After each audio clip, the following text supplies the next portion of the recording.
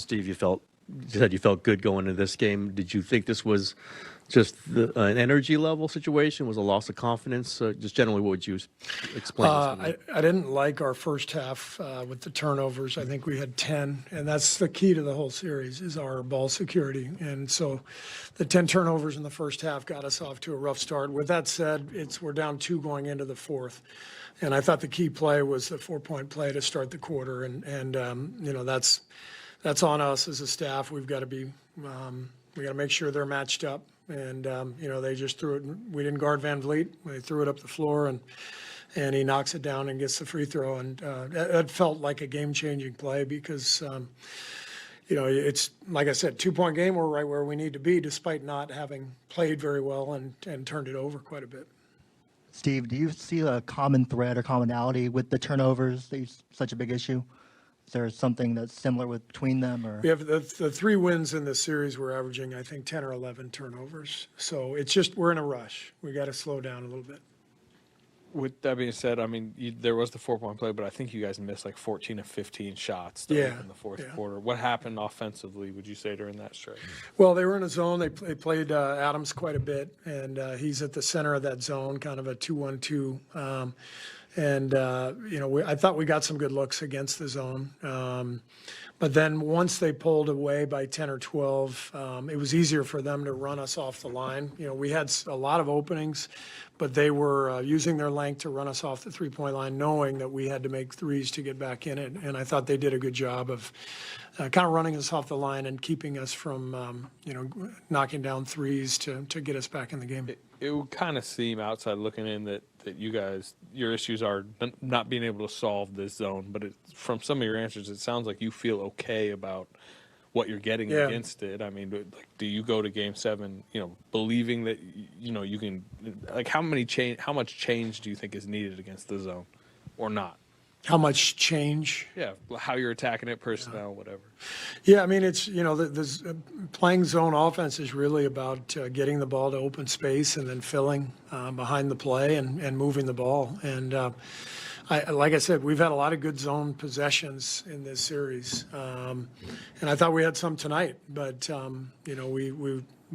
I think we'll do a better job in Game 7. We've got another tape to watch, and, we'll see some things. But, it's definitely been a factor. Adams was fantastic tonight. 31 minutes, probably the most he's played, in a couple of years. But he was so effective that Ime kept him out there, and they controlled the game while he was out there. We fouled him, and then they got a couple of rebounds after his missed free throws too. So that wasn't very effective ultimately. So we got some things that we can clean up. We got a Game 7 though, and we're excited about that. Coach, 37 from 90 from the field, 15 for 49 from beyond the arc. Do you think fatigue played a role in it? No, I don't think fatigue was a factor. Obviously, Game 7, maybe everything's on the table. Everything's on the table for Game 7, for sure. Yeah, given some of the struggles maybe some of the other guys are having, even taking a shot, but definitely making them, I know it would be a lot to ask a guy who hadn't played a lot. Is Jonathan Kuminga on the table to play? 100% he's on the table. I mean, this. We've kind of found a formula here in the latter part of the season, and we've stayed with that formula to start the series up 3-1. Things are going well, and then obviously last 2 games have gone very poorly. We have to assess everything and lineup combinations, starters, all of that we have to assess, and we feel like we got a great chance to go down there and win Game 7. Steve, as the Rockets kept answering your comebacks, it looked like certain guys were starting to show signs of frustration. Draymond, Pods. I mean, is that an issue for you guys right now, just trying to stay together? Staying together will not be an issue. This team has been connected and has been through everything. There's no question the frustration tonight set in. I could see it, the body language. We can't have that. We can't afford that in Game 7. We've got to stay tight whole way through. And like I said, I like our chances. I've seen what this group can do over the years. We've been in a lot of Game 7s, I believe, and had a lot of success.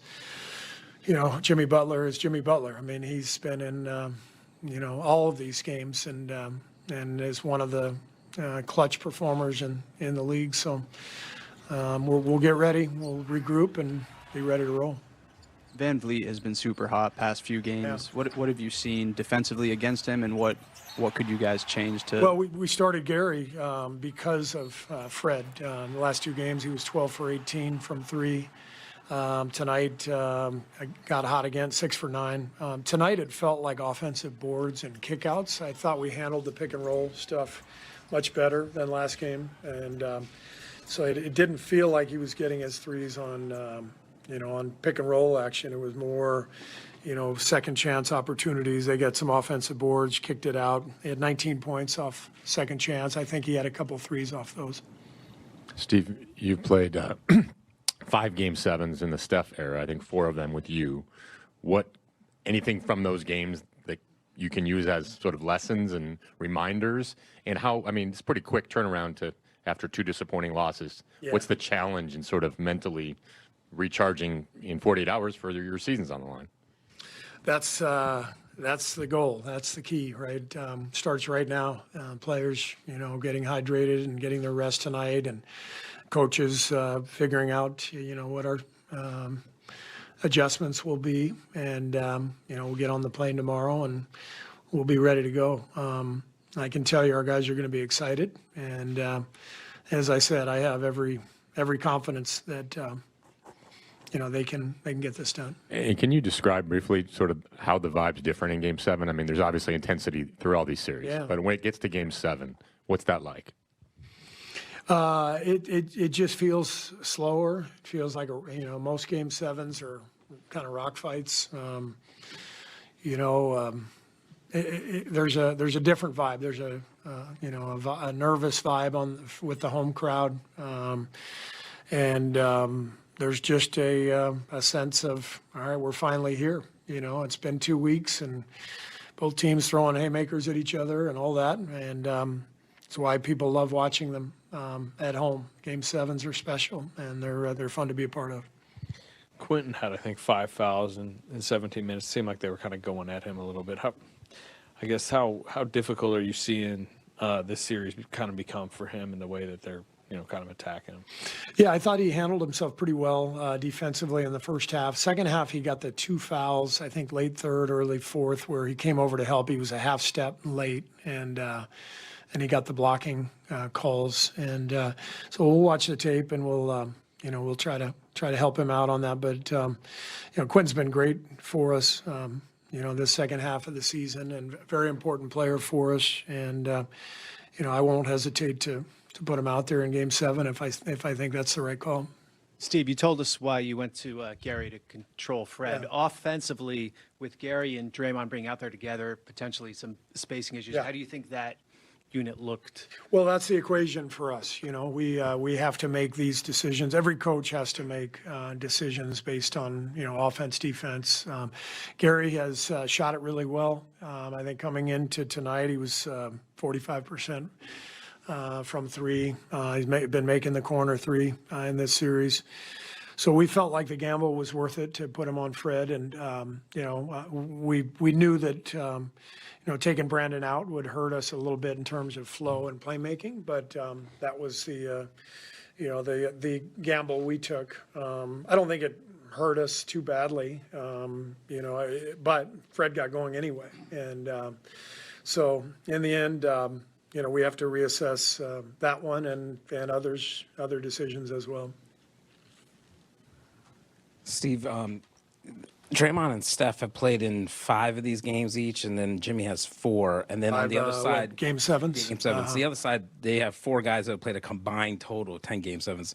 From your experience, where does the Game 7 playoff experience factor in the most when you're in those type of games? You mean what aspect of the game? In the Game 7, yeah. Having been through those, when you have that type of experience. Just confidence, belief. I know our guys believe, and they'll be ready to go. Thank you.